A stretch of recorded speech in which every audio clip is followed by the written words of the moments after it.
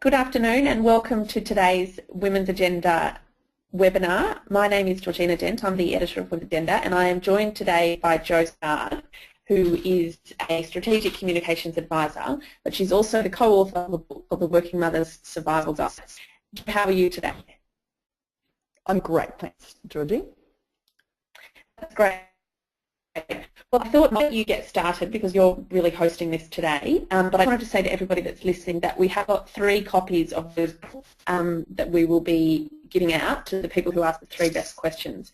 So if you do have any questions, write them into the questions panel and press send, and we'll get to them either as we go through the content or at the end. But think about that and you might get yourself a copy of the book. Fantastic. So I'll kick off now. Well, thanks so much for asking me to join you today, Georgie, and it's a great opportunity to just sort of kick this subject around a lot more, and it's a subject that hasn't gone away even though we wrote this book 7 or 8 years ago now.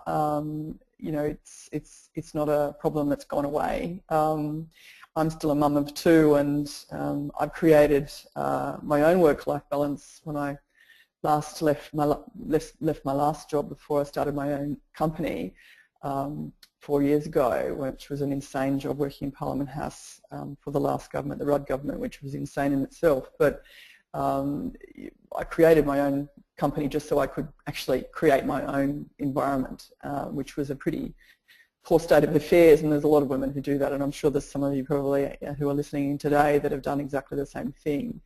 But unfortunately not everyone has that opportunity to be able to create their own place of work, and so we've got to go through thinking about how we manage the juggle and how we manage the work-life balance, and that's what I'm hoping to talk about and talk you through today and give you my thoughts.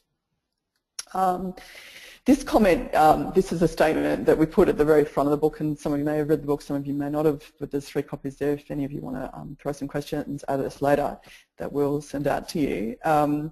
But you know, it's a comment that still rings true, and you know, I don't know how many times I've been crying and laughing and sometimes in the same, you know, breath.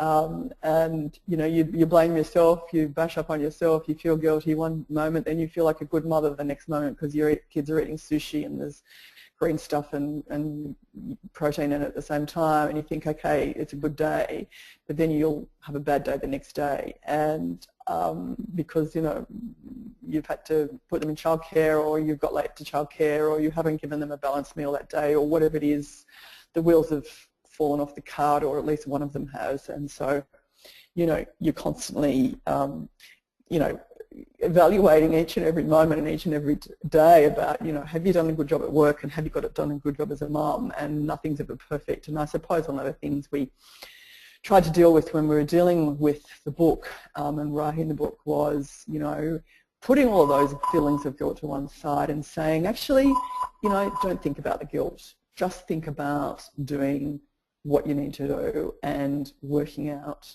ways of making all of those things work as well as you possibly can do, rather than, you know, indulging in the guilt. And it's impossible sometimes to do. You will feel guilt, but nonetheless, you know, it's one of those things we try to give people some practical strategies to move to that point. When I was writing this, I looked up, you know, work-life balance on Google, and this Wikipedia definition came up at me, and I thought it was quite amusing. So if we do a bit of meditation, obviously it balances out with the career and the ambition. So meditation obviously balances out the ambition, which is interesting. So I am doing a lot more yoga and meditation these days, and maybe that's the reason for it. I found this Wikipedia definition and I didn't even realise it. But I thought it was amusing, which is why I dropped it in. You know, work-life balance, a lot of people throw this word around. To some people it means something, to some people, you know, people don't. It's one of these concepts that's unattainable, or it's something that they don't even, it's not even a concept they indulge in, it's just their life, you know, it's just the daily grind, it's getting up, it's trying to make ends meet, it's trying to, you know, put food on the table for you and your kids, it's trying to pay the mortgage, it's trying to just survive. And it's not as complicated as saying the words work-life balance. Some people, are doing, having got crazy, high-powered jobs. Some people are doing other sorts of roles. Everyone's doing different things, and so I don't think there's a right or wrong way of being able to cope with it all. But I suppose what I would say is that pretty much all working mums have the same dilemmas at the end of the day. We all have the dilemmas of getting kids to school or childcare. We all have the dilemma of, planning our pregnancy, being pregnant, taking some time off to be with our small child just after birth. Then the difficulty of returning to work and how long you do that for. Do you do it full-time, part-time? How do you manage that? What's the judgments that our other work colleagues make of those decisions? And then navigating our way through, what are those next steps after we've had children, and the judgments that people may or may not make about you because of those decisions. I mean, I know when I returned to work after both my children, I came back a day a week, and then 2 days a week, then 3 days a week, and then 4 days a week. I had a great boss. I was at a consultancy for 10 years through that period, and he just said, you can do whatever you want to do in terms of how many days you want to work. That was an incredibly rare and very privileged position to be in. But that's not to say I didn't feel guilty. I felt enormously guilty, and I can recall, there was a bloke that I worked with, and I brought my small son, who was 2 weeks old, into the office, and I can remember him saying to someone else the next day, well, if she could have brought the baby into the office, why can't she be back at work? And I think his views changed somewhat about 6 months later when he actually had a baby, or his partner had a baby herself. And so he then said to me when I came back to work 6 months later, I get it now, I understand. And so often it is one of those things that you are judged by people at work, and there's nothing much you can do about it, and you have to really, I suppose, rise above it and work out ways of surviving yourself. One of the things that I do think is not the solution, and we may have seen this referred to in the media in the last week or so, there's a couple of companies out there that have suggested one of the ways of dealing with work-life balance is paying the staff to freeze their eggs. I think that's probably not one of the ways that I would think was a solution, but there, equally I heard some people responding to that in public discussions saying, well, if it's an option and there are staff that want to freeze their eggs and that does it for them, well, if the companies provide that as one option, maybe that's a good thing.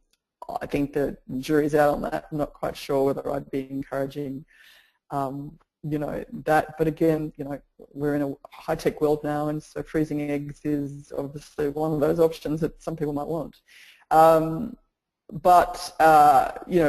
When we wrote the book, quite a while ago now, 6, 7 years ago, 8 years ago, we went out and we interviewed a whole stack of people. We interviewed, working mums,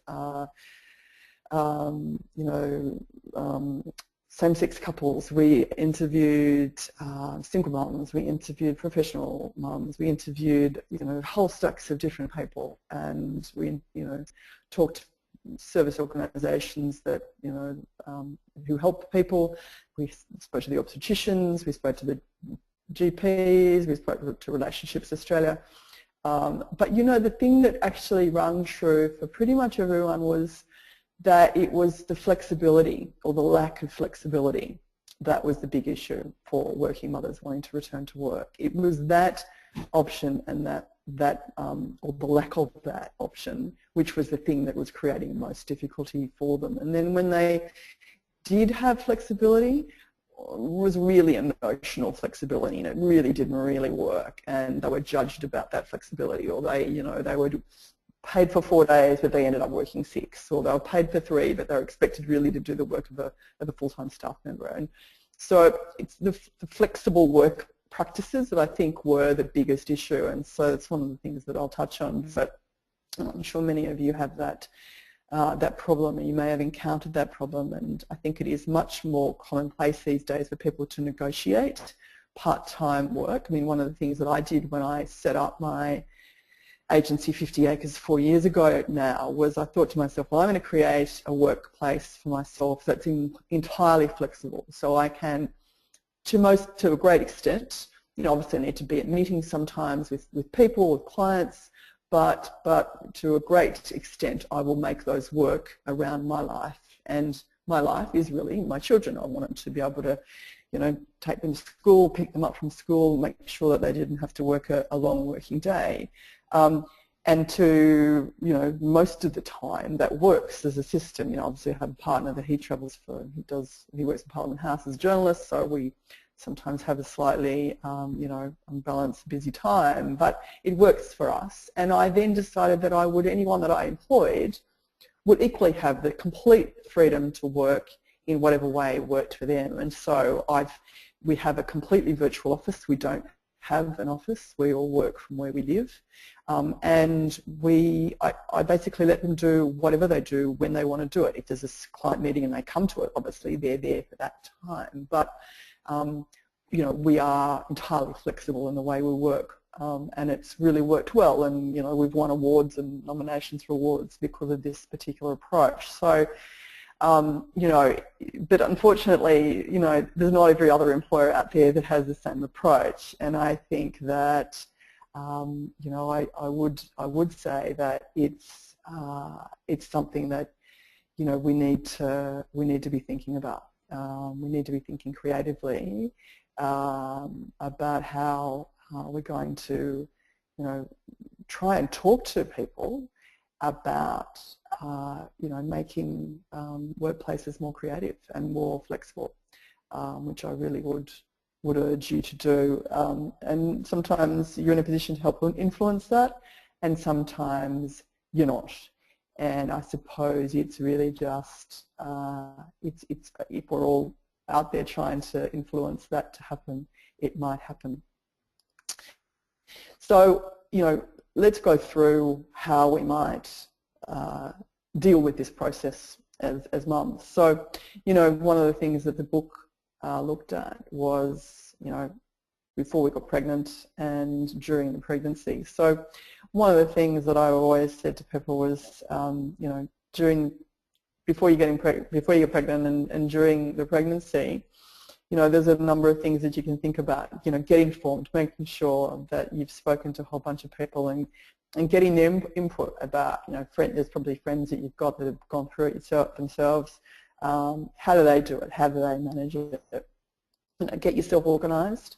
You know, thinking about your diet, thinking about what doctors you need, what medical insurance or whatever else you've got in place, making sure those things are organised so that you don't have to get to the end of the process and go, oh my goodness, I don't have that in place. In fact, it was one of the reasons why it was a conversation I had with someone which inspired me to go to Alan Manlon with the idea for the book in the first place, which was I was just having a conversation with someone and I said, you know, what are you going to do about childcare? And she said, well, I haven't thought about it. And she was 8 months pregnant. And she said, oh, well, actually, I work for a newspaper she worked for Fairfax, they've got a childcare centre. I think I just arrive and I give them the child. And it, unfortunately, it wasn't that simple. You know, you had to hook the child in, you know, and in fact, she didn't actually have a spot. So it was one of those discussions, and I thought, you know, here's a highly intelligent woman who just hadn't thought about some of that stuff. And I'm thinking if she's there, then there's probably a whole bunch of other people out there that haven't thought about some of those sort of simple things. So it's sometimes as simple as going, what do you need to do? What has to happen once you've had the baby? What have you got planned? As I said, you know, think about work. One of the things that one of the doctors, the obstetrician, said to me when I interviewed her was, you know, often someone will come to them and go, you know, you haven't been able to fall pregnant. And, you know, they literally break down, you know, well, why? And sometimes it's just as simple as they get out the calendar and they go, okay, I've got this work trip in March, then my husband's going away in April, then we're hoping to go to, you know, Queensland for a holiday in May. Then we've got my dad's 50th, 60th birthday in June, so we'll think about it in July. And so it's about those things that just keep on putting off and putting off and putting off the inevitable about thinking about when you're going to have that child. And so what the obstetrician said was, you know, sometimes you've actually got to think, I'm not going to be planning out of existence, because that can delay the inevitable, and maybe then you'll get to that point you won't be able to fall pregnant. So sometimes it's just actually just getting on with it and trying to fall pregnant and seeing what happens, and then letting life fall around that. What options will you have? So during pregnancy and maternity leave, I think one of the things is don't overcommit to work before you have the baby. I can remember when I had my second child after the first child that I had, and one of the things I can remember bringing him home from hospital, and the first thing I did was get onto the internet and sit there emailing people. And about half an hour later, my husband walked in and said, "Actually, I think the baby needs to be fed." But I was just craving doing something that wasn't, baby or nappy related for a couple of hours. And then when my second child was, I was pregnant with my second child, I took on a commitment to speak at a conference in front of, 200 or 300 people and fly to Melbourne 2 weeks after she was born, which was, I thought, oh, of course I'm going to feel like doing that. But you can imagine how that might have worked. I was a bit brain dead and a bit tired, so it wasn't exactly the best experience. But sometimes you commit to stuff that then you want to undo. So my thoughts would be, obviously try and keep it simple. Discuss the money, see how it's going to work. Maternity leave is really a huge adjustment if you've never done it before. So really just try and enjoy it. Join a parents group, get into it and take it for what it is. Go on those lovely walks. It can be stressful and you can suffer from, really massive changes in your own psychological and emotional well-being, anxiety and depression. And if that happens to you, seek some advice and get some help, because there's lots of people out there that can help you. But try and, get either your friends or family or husband or partner to help you and take out some mummy time. And if you can, obviously outsource some staff if you can, or get some family in there to help you. In terms of, I've just paused here to say any questions. If you've got any questions, throw them into the question box and we'll get to them. But we'll just continue through.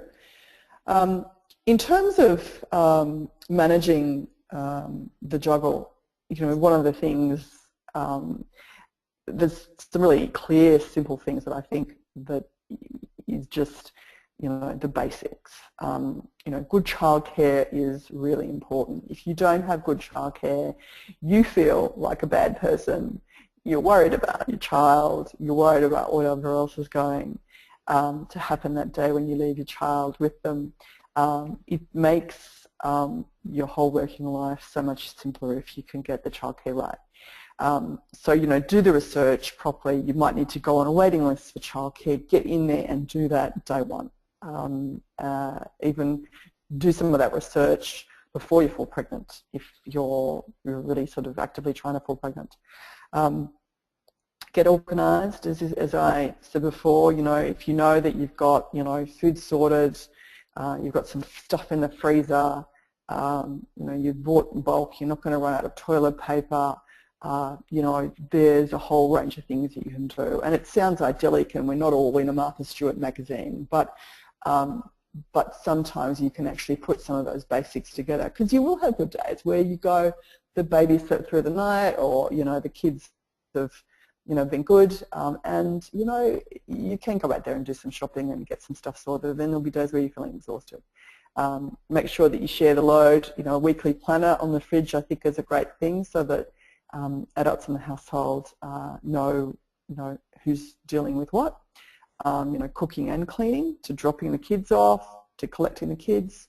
We have a yearly planner now. My kids are 9 and 12, and it doesn't get any easier. It doesn't get any. The only slight difference is that my 12-year-old wants to get the latest iPhone every time it comes out, and he gets sadly told that he's not. But they get more able to negotiate things at a higher level, and the tantrums keep going. But the complexities of what they need as people still keep going. They've got more activities, they've got more demands, there's more expenses, it's, you know, there's all sorts of things, there's homework and all sorts of stuff. So it doesn't get any easier than when they're babies. So we have a yearly planner, we have regular discussions, often at the beginning of the week about what every day is going to look like. Sometimes each day looks a bit different to how we thought. And we have all sorts of exchanges of children at different points in time, and we actually do live together, and we're married. So when you're not married or if you're separated from someone, it gets even more complicated. So I think it's about planning and being organised if you can.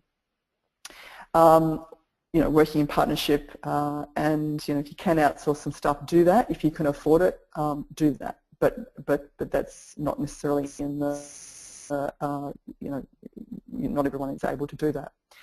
I think logistics really matter. So if the distance between childcare, work and home is too great, it can make life really difficult. So I can remember when I live down outside of Canberra at the moment, but when I lived in Sydney, I actually didn't live that far away from where I dropped off one kid at school and one kid at childcare.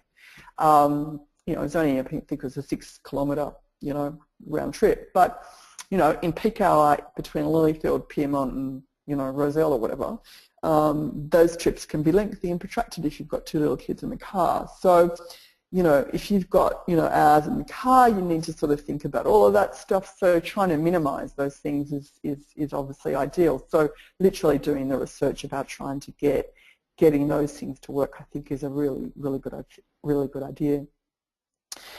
Requesting flexible working arrangements, I've spoken about that. I've created that for myself. It's taken me to my 40s to be able to get to that position, and in many respects that's a sad indictment on the world that I've occupied, and I've been in, I've worked as a journalist and as a political advisor and as a consultant, and I've had to leave that to create my own work environment because I couldn't find it anywhere else, and I'm sure some of you have the same experience.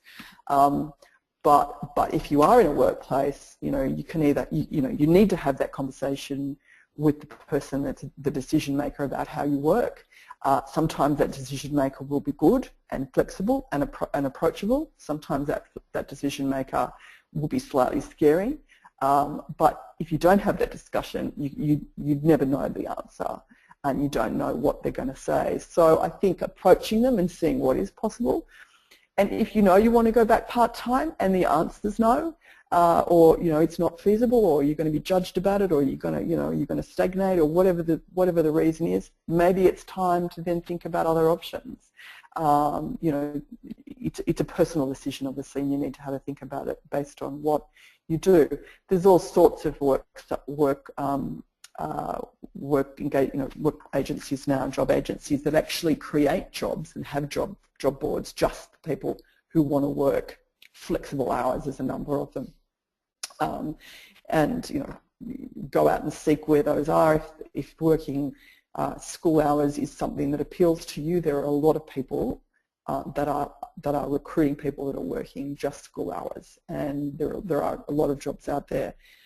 Even in the corporate sector that exist that allow people to do it, and particularly in the public service. I mean, I have a lot of clients who, work 9:30 to 2 or 9:30 to 2:30, and that's perfectly manageable. And I don't think it shouldn't be manageable. I think it should be. So I think it's more and more commonplace, and I really think it's really about having that conversation. Taking time off when you can. Sorry. I just wanted to step in because we've had a couple of questions along the same lines that I thought would be good to cover off because we've got about 5 minutes to go. Yeah, sure. Yeah. I've only got a couple more slides. It's around managing perceptions of your employees and your co-workers when you're working part-time. We've had to ask about this. And I'm just interested in your advice there. What can people do in the workplace to counteract the impression that they're not as committed, or they're not as, basically they're not as committed to there? Yeah. Look, I've had, over the years, because I've worked as, in these roles, and I've had a lot of engagement with corporates and political people. And I've had a number of really high-powered women be in exactly that, have exactly that dilemma.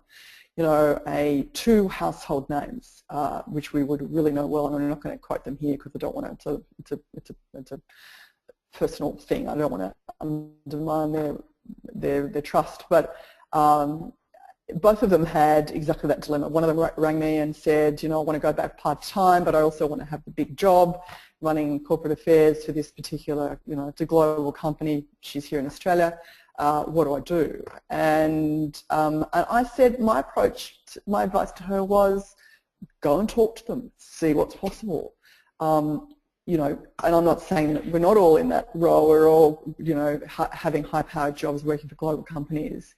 But some of us don't want to have, we've got employees, we've got people below us or above us, and we're concerned about the judgments that they're going to make. And I would say that, you know, partly I think the greatest judge is yourself.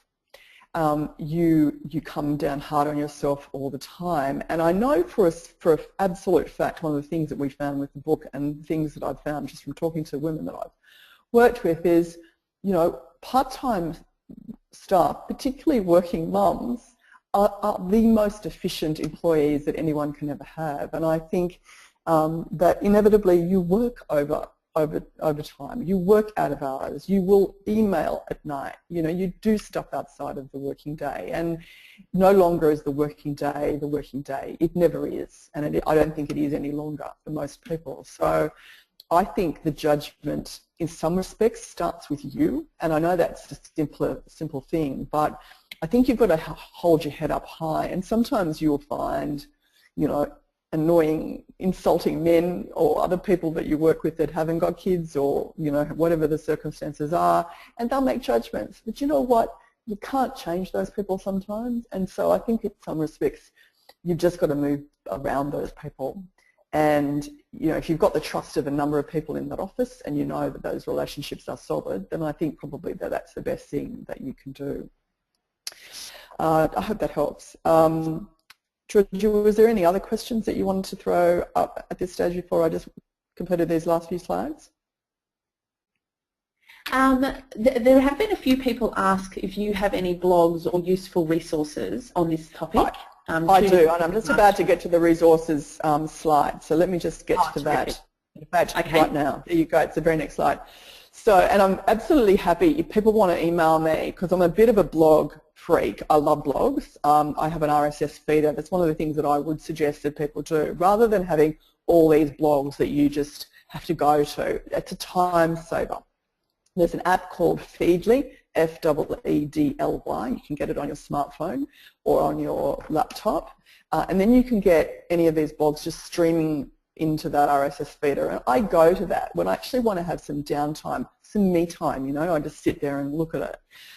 So I have a lot of these blogs going on there, and then they flick up, and it's a really lovely interface.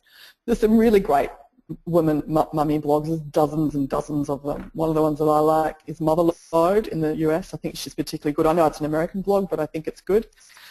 There's a whole bunch of them, and if you want to email me, please don't hesitate. My email address is jo@50acres, FAFTYACRES.com. Heaps of stuff in terms of getting your act together with food. One of the things that I'm going through is sort of self-flagellation, trying to get my kids to eat better food. I'm sure you all have been there.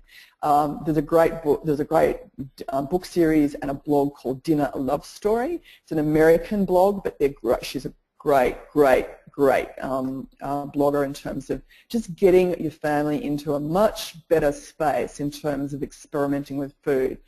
Her kids are sort of about my age, but you know, she traces it right back to when the kids were little, and just getting them to deal with, you know, eating better food and a more solid planning, you know, around food. There's heaps and heaps of books. You know, there's a great book came out a couple of years ago called Torn. There's heaps of how-to books about mum stuff. They're changing all the time. I mean, our book's now 7 or 8 years old, so the legal stuff in there is a bit out of date. But there's lots of stuff that's always coming up. And again, if you want to email me, I can give you some other titles. there's really heaps of magazines. I love magazines. I think I've probably spent, a small fortune on magazines over my life. But depending on what headspace you're into, I liked Fit Pregnancy. That was an American magazine. Women's Fitness is one that you can use. If you're into yoga, there's yoga magazines that you can get into. Again, there are blogs about yoga and fitness. There's Australian Women's Weekly, there's Women's Agenda, there's a whole bunch of stuff depending on what your particular interest is. And I think in terms of being informed about your rights and health, I think using the websites to make sure that you are across that stuff. So Relationships Australia, if you're having problems with depression and anxiety around this stuff, there's gynecology, the Gynaecologist Guild. There's the Obstetrician and Gynaecologist Guild, there's the GPs websites, etc., that you can go and source some stuff from as well. Let me just end with some similar tips really. Doing this stuff really only happens once in your life. You're not going to do it forever. Trying to be proactive and creative around dealing with it, going to your employers and putting a creative solution to them, often that's the way of dealing with it. Getting rid of the guilt, I think, is a really one of my key things that I would recommend. Wanting to have a career or wanting to go to work doesn't make you a bad mother, nor does wanting work-life balance make you a bad employee, and that's what I mean. I think you need to rise above it and stop beating up on yourself, partly as well.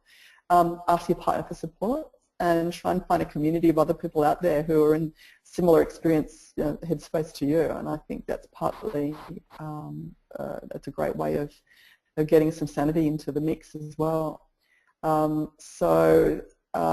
Thank you very much, Georgie, for giving me the opportunity to have a chat to people today.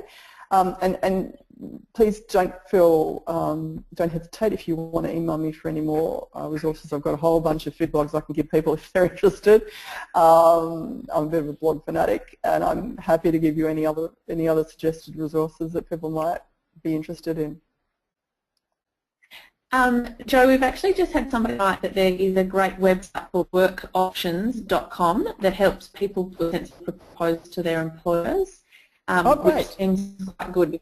We have had a few questions around that in terms of managing, wanting to have a fulfilling, sustainable career, but not necessarily being at the high-flying level, because I think that is one problem in terms of, if more senior you are, you might be able to negotiate part-time work. It'd be harder when you're more junior, but I think that's like a great resource. I think also judging by the number of questions that we've had around that issue of flexibility, I think we might look at doing another webinar on that topic, because there's certainly a lot of interest in that. And yeah, Jo, look, I just want to say thank you for today. I found that really useful. I'm sure a lot of people have. I think that actually another comment that I wanted to make, and it was something I was aware of when I was getting this webinar organised, that these conversations are always centred under mother and around the mum finding work-life balance. And Jo certainly touched on this, but I think a really important component is ensuring that things on the home front are shared between the mum and dad. Things like taking a sick day when the child is sick, because we had another question on that. Those sorts of things do need to be shared, and I think that's a huge step really in terms of making the juggle a little bit easier, because if you are doing it all on your own, it is going to be harder. And I know that's not a possibility for everyone to share it, but where you can get resources in or outsource things or get help, you absolutely need to do that. So I think that's all we have time for today, but I will choose the 3 best questions that came through, and we will send a copy of Jo's book to you. So I'll get your names and then your emails and be in touch that way. So thank you very much, Jo, for today, and I hope everyone enjoyed it. Thanks very much. Have a great day, everyone.